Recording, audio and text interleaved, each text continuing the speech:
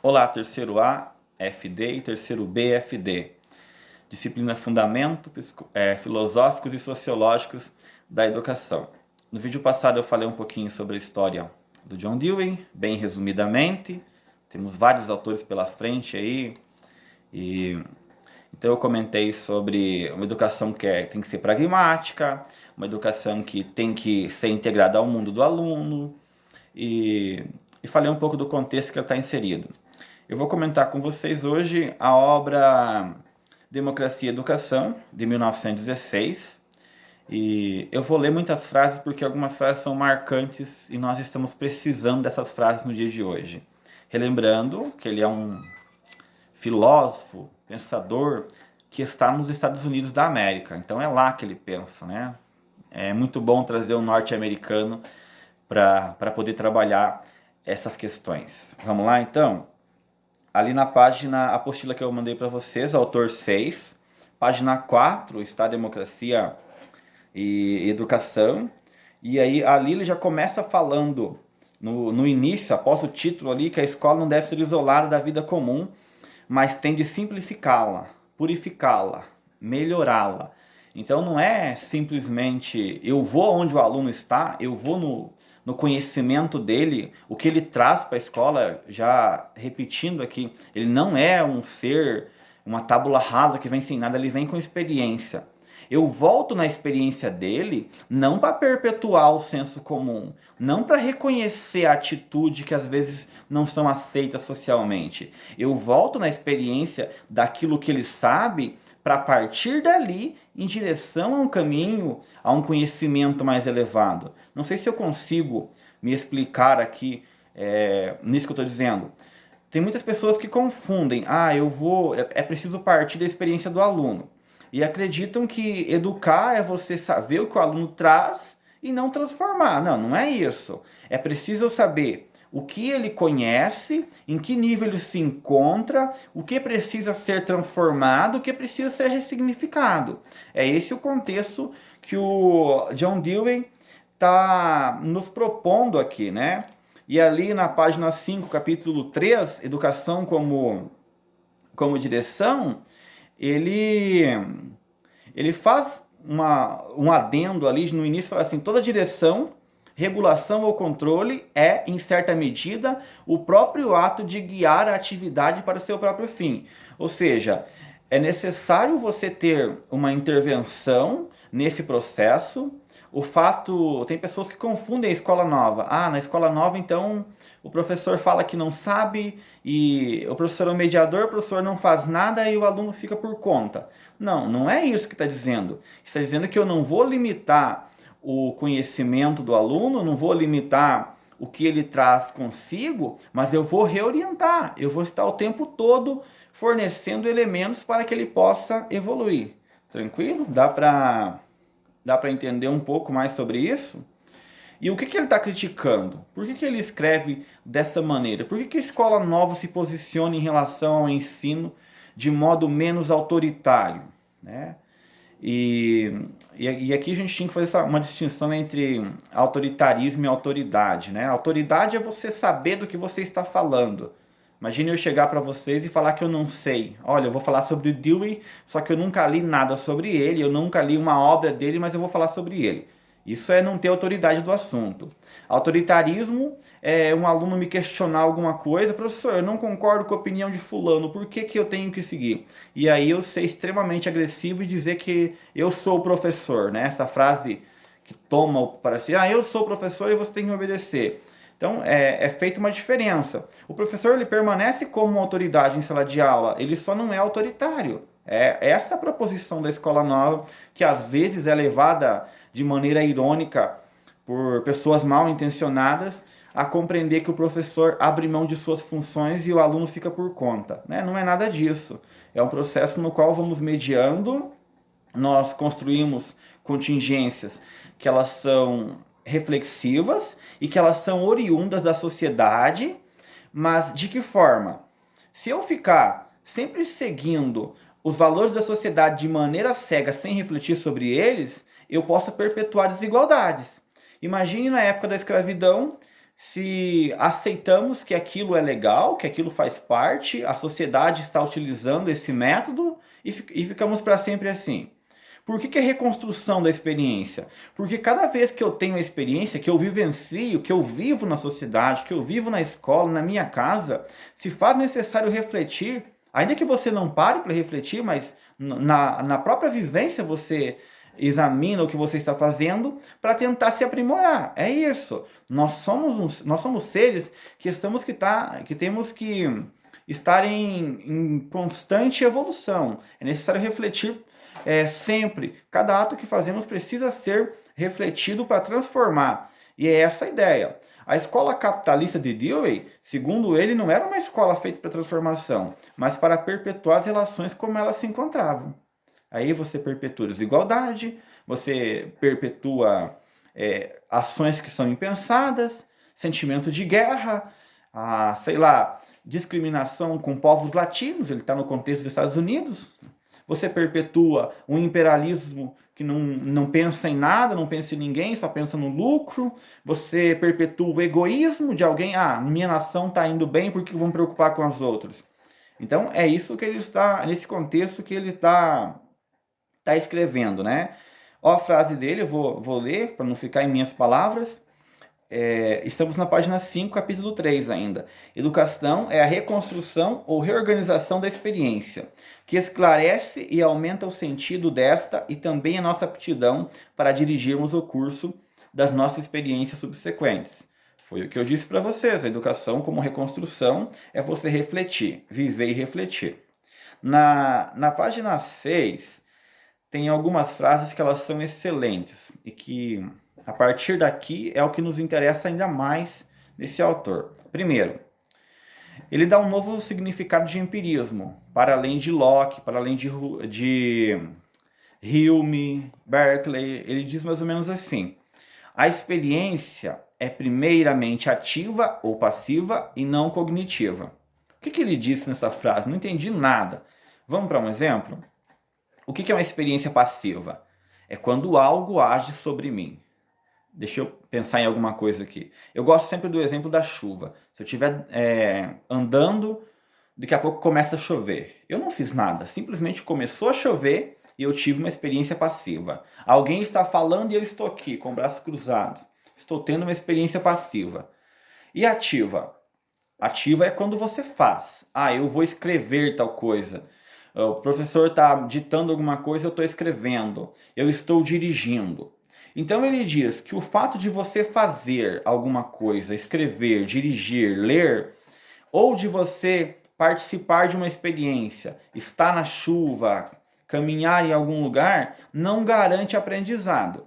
Pense no exemplo da chuva. Tem aquele filme lá, Dançando na Chuva, né? O casal está apaixonado, dançando, está chovendo. Eles estão sofrendo a experiência passiva da chuva, mas por estarem tão ligados um com o outro, a chuva vira algo totalmente distante da percepção. Eles nem percebem aquilo, estão dançando. E o exemplo do carro, eu sempre dou esse exemplo do carro que é mais fácil. É uma experiência ativa. Eu estou dirigindo, alguém fala assim: você me leva na minha casa? Mas eu não sei onde é. Não, eu vou informando para você. E eu vou conversando com a pessoa e ela vai lá, eu estou dirigindo, tá, você vira à esquerda, virei à direita, e ela perguntando de coisa. É aquele papo bem animado que vocês conhecem. Moral da história, eu fui virando em vielas, entrei ali, dirigindo, trocando marcha, nem percebo que eu estou fazendo isso, eu dirijo bem. E aí, quando cheguei na casa dela, perfeito. Devolvi ela lá, peguei uma rápida que estava na saída ali e cheguei na minha casa. Outro dia, você veio me buscar hoje em minha casa? Aí eu pergunto, mas como que chega lá? Eu estou partindo do princípio que não temos GPS, estou falando só da mente, tá? Estou falando aqui em questão de mente. Mas como que eu chego na sua casa? Como assim? Você não foi me levar ontem? Você não veio me levar ontem? Você não lembra o caminho? Nessa hora eu percebo que eu estava tão concentrado na conversa dela que eu seguia os sinais ali com um pouco de atenção e não aprendia. É isso que ele está dizendo. O fato de eu participar de uma aula não garante que eu aprenda. Eu estava na aula e não entendi, professor. Às vezes você não entendeu porque você estava com a cabeça lá no teu crush. Não estava prestando atenção na aula, né? Nem sempre é Às vezes o professor pode ter explicado de maneira errada também, mas em muitos dos casos é uma pura falta de atenção que você não se concentrou. O ato de aprender em si depende muito do sujeito aprendente. É um processo de mão dupla. Tem coisas que eu estou lendo aqui, vocês sabem que eu tenho muito hábito de ler, que eu estou lendo, daqui a pouco vem uma ideia na cabeça, desaparece a minha leitura da vista, eu nem sei, passei 2 páginas e eu não lembro o que eu li. Significa que eu tive uma experiência ativa de ler, mas não cognitiva porque eu não coloquei atenção. E você vai perceber isso em muitos momentos. Alguém falando com você uma coisa que não te interessa e você está com aquele pensamento. Vamos traduzir a frase? A experiência é primeiramente ativa ou passiva para depois ser cognitiva. Essa é uma questão que eu vou cobrar de vocês. Ou seja, se você não estiver mentalizando o que está fazendo ou o que está acontecendo em seu entorno, a chance de você aprender é muito grande. Aqui eu estou falando do aprendizado consciente, né? Não vou entrar em questão de inconsciente, não é essa a nossa discussão aqui. Estamos falando em aprendizado consciente, aquele conhecimento que você consegue trabalhar e expressar e que você acessa ele a todo momento. Né? Pense lá no exemplo do carro que eu dei. Eu estava conversando, fosse minha namorada do lado aqui, eu não sabia onde ela morava, primeira vez, e aí levei e perdi a direção porque eu não estava concentrando. O que seria uma experiência cognitiva? É eu prestar atenção, opa, eu vou virar à esquerda tem o prédio X, à direita eu vou pegar essa rua. Isso é um aprendizado cognitivo. E vale para a sala de aula também, tá? Sala de aula é um exemplo, até peço perdão por esses exemplos aí professorais, mas é um exemplo por excelência. Se eu explicar alguma coisa para você e você estiver fazendo alguma coisa, fazendo outra coisa, tá pensando na mensagem do namorado e tá vendo o vídeo, ou tá fazendo outra coisa, você não vai entender. Esqueça. Né? Precisa-se de um esforço para ter o aprendizado, a menos que você tenha predisposição para aquele tema. Bom, eu acho que essa questão da experiência passamos por aqui. Eu vou tentar finalizar nesse vídeo, vai ficar um pouquinho longo, mas vamos lá. A outra frase, a educação deve ser humana e só depois profissional. Essa é fundamental nos dias de hoje. E eu vou dar um exemplo lá da medicina para sair da área da educação. Imagine você, doente, pegou uma fila lá para chegar no hospital, cheio de gente, chamou tua senha depois de 4 horas. Aí você vai consultar, você se acha, para você é muito importante aquilo que você vai expressar para o médico. E ele tá lá, ele no computador, o que você sente? A dor de cabeça. Ele não olha para tua cara, tá digitando, daqui a pouco ele te dá uma receita. Ou seja, que humanidade que teve ali, né? Qual que é a preocupação que ele teve? Então não adianta eu formar profissional, não adianta você ser doutor no teu tema. Imagine eu, que eu posso saber tudo o conteúdo. Se eu não for educado o suficiente para atender o meu aluno e explicar numa linguagem que ele entenda, ou falar assim, pessoal, vocês entenderam? Eu posso retomar novamente? E é isso que vocês têm que entender. Não adianta nada ser inteligente, ser bom nisso, ser bom naquilo. Se você não for capaz de ser humano, eu sinto muito, mas a tua profissão não valerá nada. Seja médico, seja professor, primeiro temos que ser humano. Ser capazes de ouvir, se colocar no lugar do outro, entender que o problema dele, embora não seja importante para a minha vida, né? Às vezes é uma coisa insignificante, mas para ele é grande demais. Então vamos ser humanos, ser educado, não ser arrogante porque eu sou, sei lá, o prefeito, porque eu sou o líder X, porque eu sou representante, porque eu estou agora na sala e as pessoas dependem da nota que eu vou atribuir. Então tudo isso faz parte. Você não precisa ficar lembrando a todo momento que você está no cargo X, né? Tente ver as pessoas, né, da mesma altura. Não precisa olhar por baixo, temendo e nem por cima. Olhe só da mesma altura já está bom, né? Os alunos. Que tal a gente olhar no aluno, olho no olho, respeitando? Eu duvido se vai aparecer um desrespeito dessa forma, né? Eu faço esse desafio para vocês. Tratar o aluno de vocês com respeito tem que ser um caso muito esporádico para vocês serem desrespeitados em sala de aula. E isso vale para qualquer profissão. Quem for para a saúde, a mesma coisa. Tá lá na enfermaria, tá no supermercado, vai fazer uma compra, precisa ser arrogante com o atendente só porque eu estou pagando, né? Então são esses princípios. Se a educação não for... o Dewey é um cara, é um filósofo que vai trazer essa questão da função social, que hoje é tema, está na nossa Constituição até. Se você não for uma educação para a sociedade, para respeitar o outro, olha, educação não vale nada. Pode jogar fora, pode rasgar o seu canudo. A partir do momento que você não for capaz de se colocar no lugar do outro, pode virar lá um arrogante. Eu falo 10 idiomas, falo. Eu não tô nem aí quantos idiomas você fala, né? O fato, se você for agressivo com os outros, teu lugar não é na educação. Sai da educação. Eu passei por um dia terrível, foi terrível. Para isso existem vários meios de você controlar. O outro não é obrigado a passar por uma situação. E não adianta achar que um cargo vai te permitir ser agressivo para com os outros. Isso não deve acontecer em hipótese alguma. Tranquilo? Eu acredito que tenho abordado os aspectos principais do autor, da obra, dessa obra tão interessante, né? Retomando o princípio de experiência, eu vou perguntar o que é experiência para Dewey, e aí eu quero que vocês entendam, diferencie experiência ativa, passiva de cognitiva. Ativa é quando eu faço alguma coisa, eu estou agindo. Passiva, algo ou alguém age sobre mim. Cognitiva, eu presto atenção nessa experiência de modo a perceber, né? Isso tem muito na filosofia Gestalt aí também. Você vê muito da Gestalt, de Hume.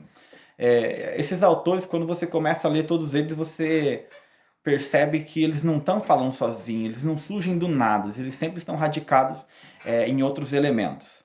Eu acho que por hora era isso, tá? Qualquer dúvida sobre o pensamento dele, próximo vídeo irei falar do positivismo de Auguste Comte. Muito obrigado. Qualquer dúvida, me procurem. Vocês têm acesso aí. Estarei todas as tardes com vocês pelo Classroom.